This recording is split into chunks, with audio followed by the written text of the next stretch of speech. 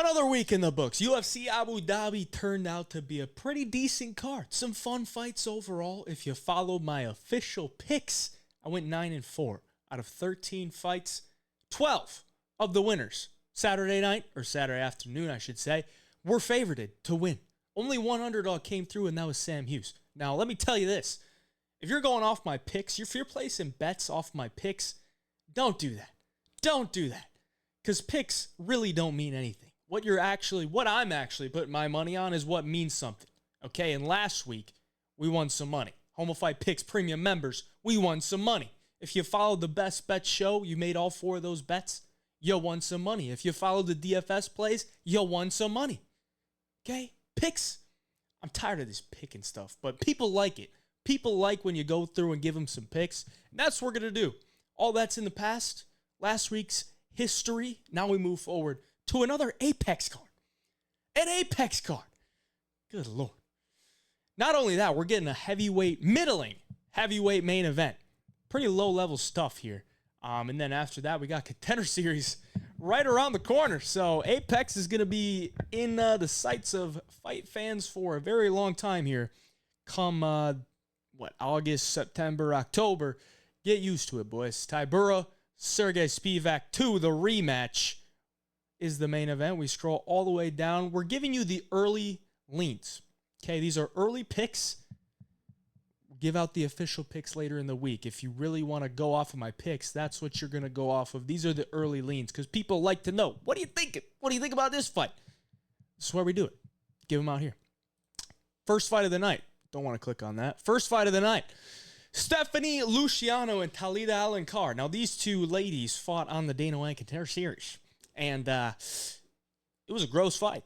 Very gross fight. This chick, Talita Alencar, I don't think she's over 5 foot, if I'm being honest. I don't think there's any chance that she's 5 foot. She's probably 4'11". She's listed at 5'1", but I don't believe it. She fought in the UFC after her Contender Series fight. So first time they fought, this is a rematch. First time they fought was a draw.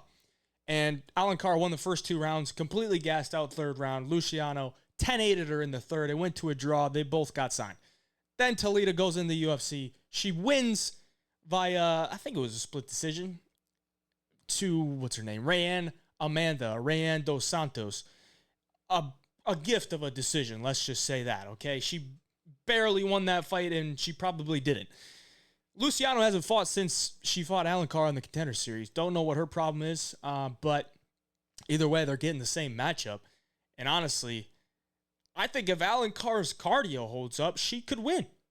And maybe I'm just giving her too much benefit of the doubt, but the fact that she's gone into the UFC and still managed to pick up a win kind of tells me she can just win fights. Okay, she's technically still undefeated. She has no losses. She has a draw on her record to this chick.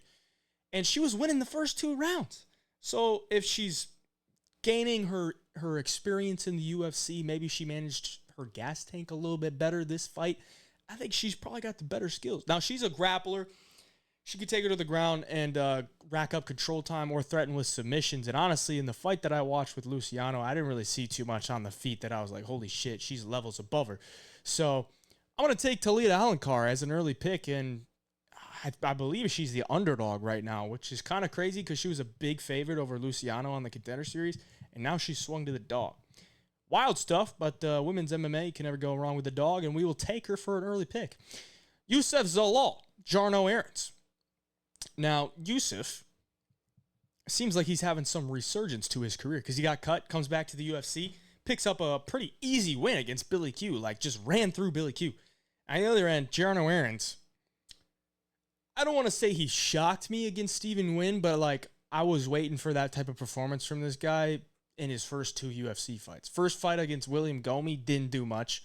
Second fight against Song Woo Choi, didn't do much. He landed a knockdown, but he just wasn't getting his volume off. He wasn't really in a flow. He did land the knockdown, and then he was getting taken down. That's his big weakness, okay? He's a good kickboxer. He's a good kickboxer.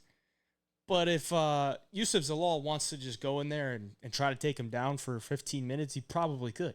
Because we saw in the last fight against Billy Q, took Billy Q down in the first round, took him down in the second round, submitted. I think he could probably do the same thing here. If it's on the feet, it's a close fight because Zalal's okay. He's okay on the feet. He's nothing spectacular by any means. But he's serviceable. I think he could probably hold his own against Jarno because Jarno's not anything crazy either. And I think Yusuf Zalal's got a grappling advantage. So I'm going to go with Yusuf Zalal for an early pick. And he picks up another win in his second stint in the UFC. Move on. Hanata Diniz against Carl Williams. Interesting fight here. 100%. I mean, this is low-level heavyweight, but not Shamil Ghazi of Dontel Mays from last week. Let's just say that. This is like break through the rankings type of thing.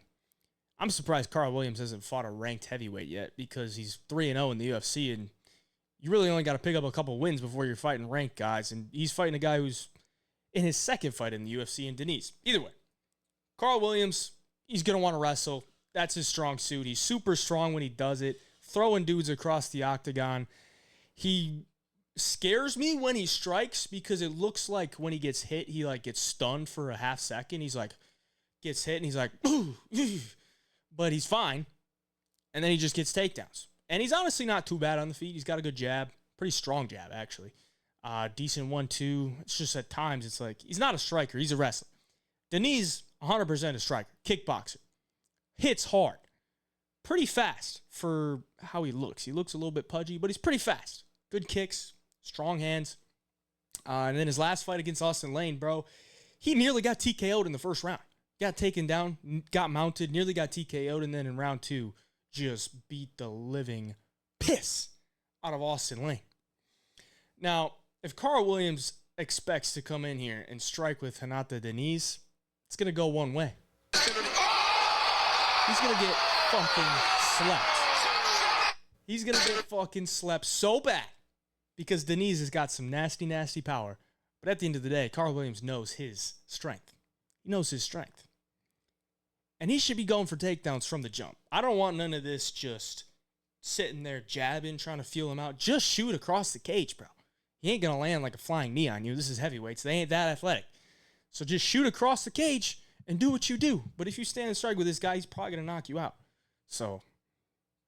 You know how fucking stupid you have to be? Don't be fucking stupid, bro. Go for the fucking takedowns. Carl Williams is the pick. Carol Rosa, not Carl. Could be Carl. She's definitely a fan of the month of June. Let's just say that. Carol Rosa taking on Pani Kianzad. Kianzad has always struggled with the ground game. Her last fight, she got subbed by Macy Chasson for the second time in her career. Rear naked choke. So obviously not showing any improvement against Chasson there.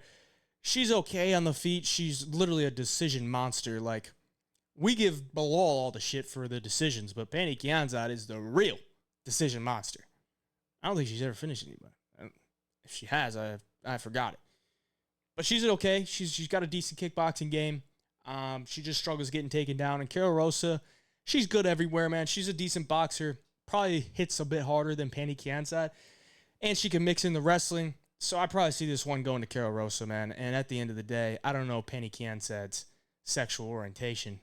But I think Carol Rosa bring that Brazilian lesbian power out.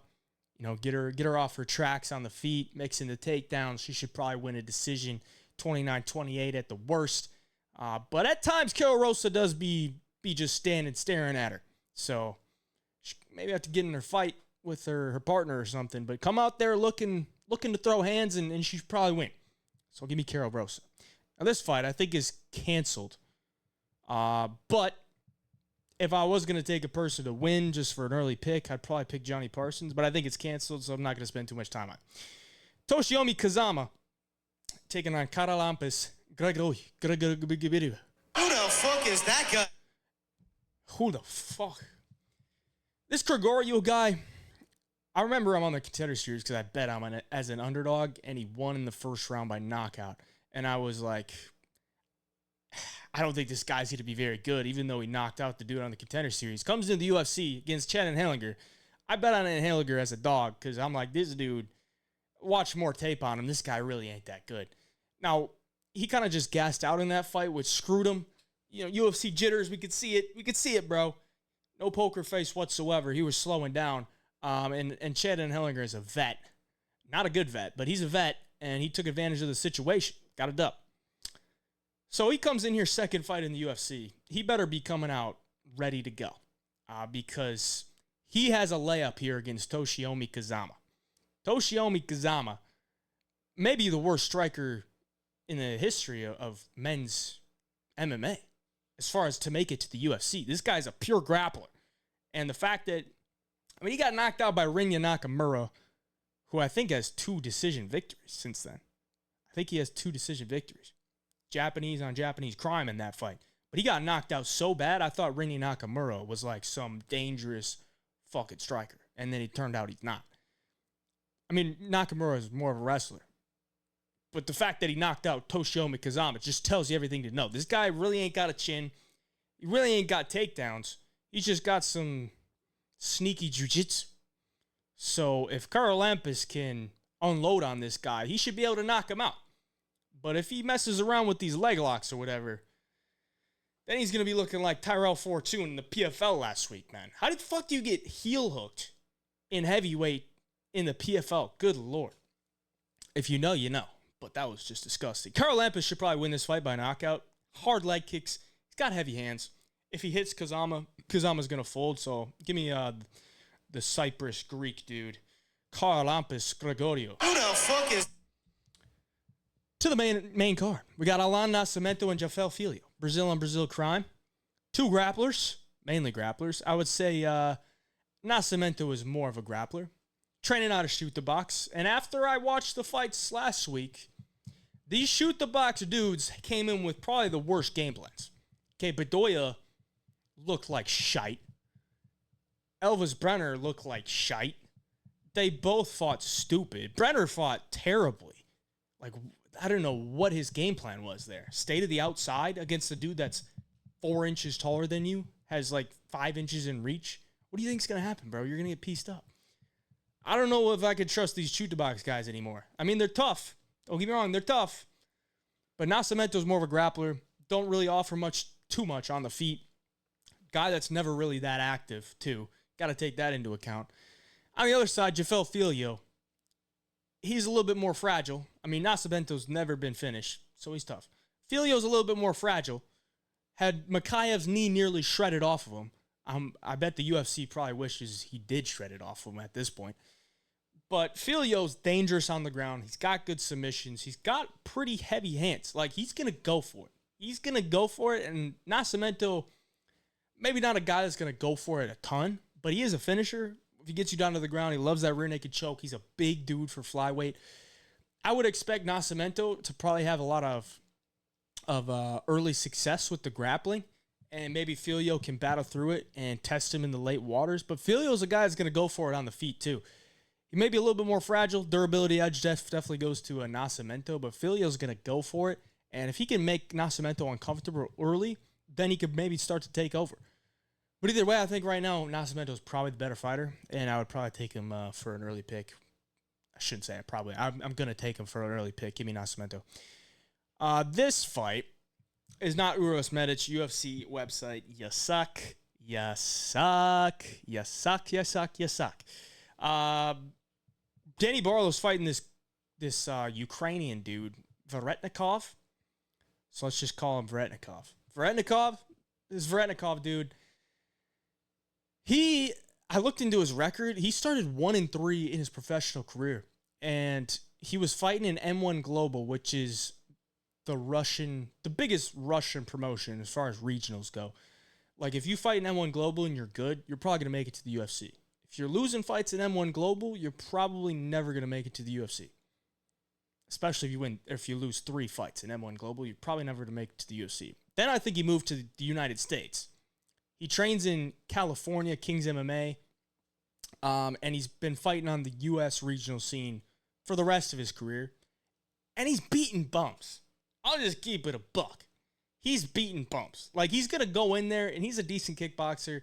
He's going to go for it. He's going to throw some hard shots. But ever since he moved to the UFC and he's fighting UFC regional talent, he's just beating bumps. And then his fight on the Contender Series against Michael Morales. Now, Michael Morales is a beast, and he lost that fight.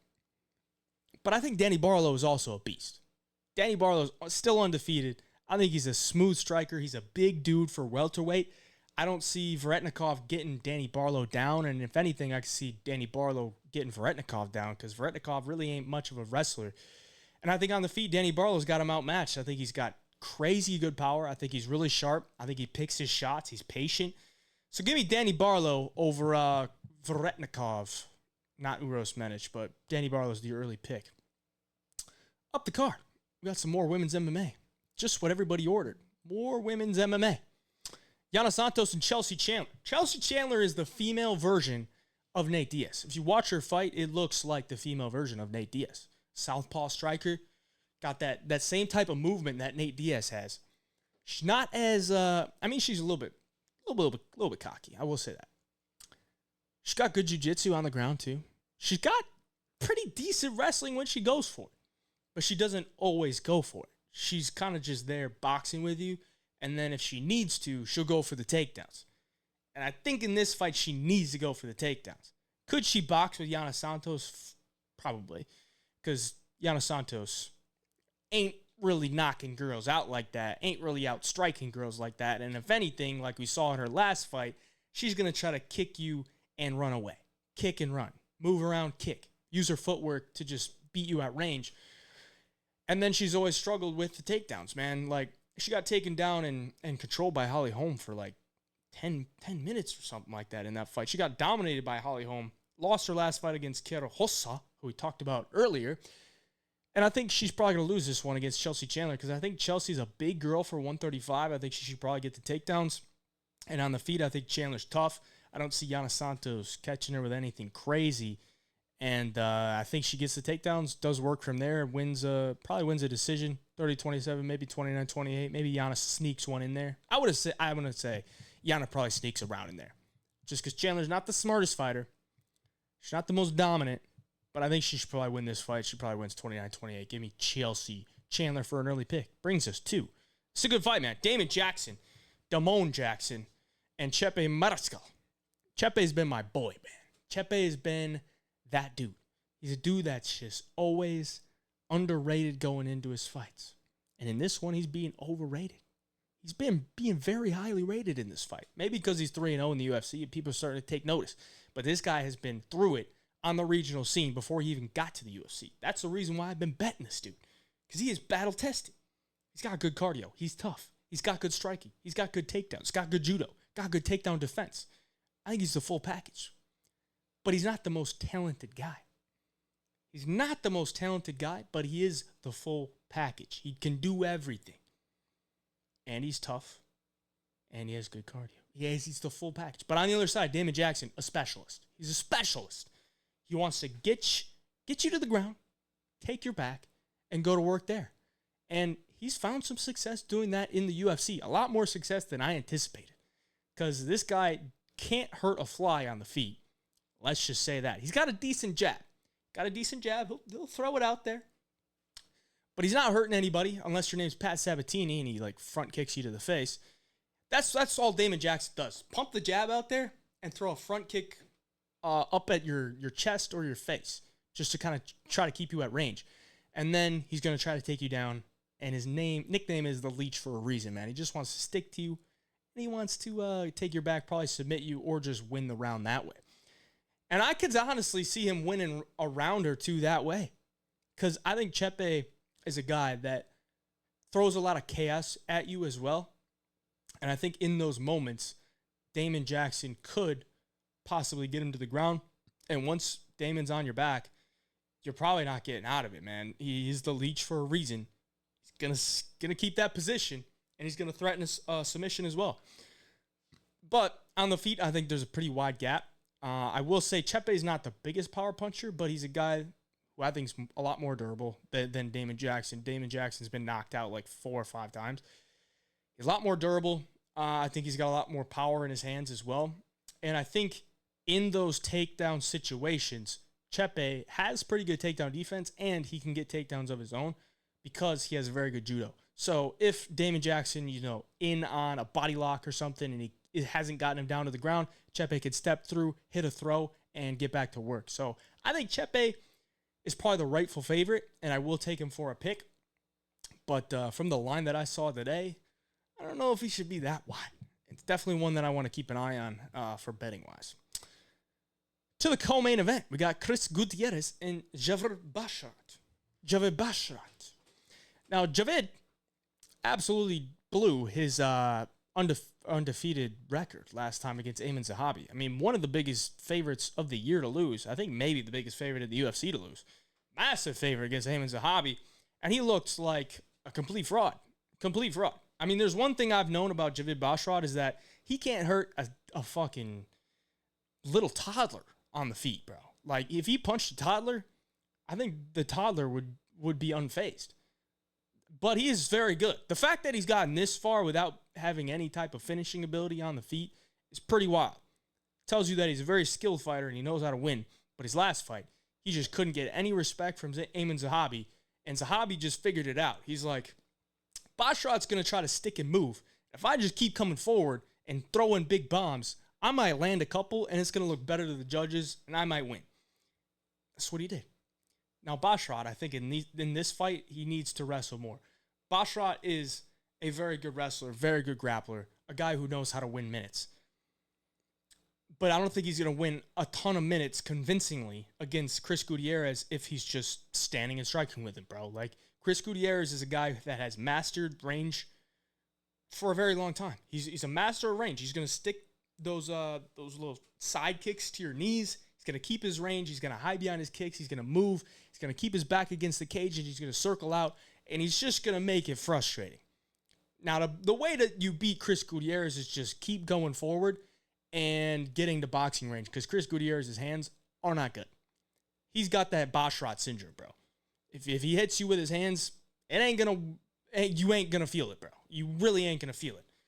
I think his only knockouts in the UFC are a spinning back elbow, so an elbow, and a knee.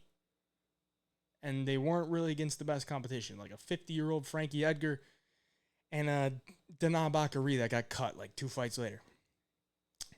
This fight probably goes to a decision. I see Javid getting the takedowns because Gutierrez got taken down by Song Yadong his last fight. Didn't know how to get up. I think Basharat probably gets the takedowns. Wins on top control, lands some ground and pound, wins the rounds. And I think he probably gets his hand raised. Give me Javid Basharat for the early pick. Brings us to the main event. Big heavyweights. Big boys. Big boys that have already fought. And Tybura holds a win over Sergey Spivac. That was like 4 or 5 years ago, maybe 6 years ago. It was a dominant win, man. I went back and watched it today, and he ran through Sergey Spivac. Now, at that point, Spivac wasn't really shooting takedowns. I think he shot maybe twice in that fight, didn't land a single takedown. He didn't land a single takedown. Fun fact about Sergey Spivac, every fight that he's lost, he landed 0 takedowns. But if he gets a takedown, he wins. There's not a fight that he's won that he didn't get a takedown. And there's not a fight that he lost that he got a takedown. So if he doesn't get a takedown, he ain't winning. And that's a big deal here because Tybura, kind of a guy that's tough to take down. You look at him historically, he's a guy that's tough to take down. His only losses in his last like 10 or 12 fights is Tom Aspinall and Alexander Volkov. Now, you could say the same thing about Spivac because at this point, these are 2 guys that are probably just going to be in the top 10 forever. They're never going to challenge for a title, but they're going to beat the guys that are outside the top 10. And I think Tybura, at this point, probably the better striker. He is older, but this is heavyweights. Probably doesn't matter as much. Probably the better striker, in my opinion. I think he's tougher. I think Spivac probably folds a lot quicker than Tybura. And I think Tybura is an underrated wrestler and an underrated grappler. I think Spivac's going to have a tough time getting him to the ground. And on the feet, I think Tybura is tougher, maybe hits a little bit harder. But if Spivac comes out here, gets a takedown, gets into his rhythm right away, gets that confidence back, because he's coming off a loss to Cyril Gane. If he gets that confidence back, then I could see Spivac start to take over. But right now, I got to go with Tybura, bro. Like, Tybura is coming off a win. Momentum is there for Tybura. His only loss in his last 4 or 5 fights is freaking Tom Aspinall, and that's really nothing to hang your head about. Got the momentum. I think he's coming in this one more confident than Spivac, knowing that he's beat this guy before. I think he gets a victory, man. I'll take Marcin Tybura for the early pick. Thank you guys for your view. I appreciate it.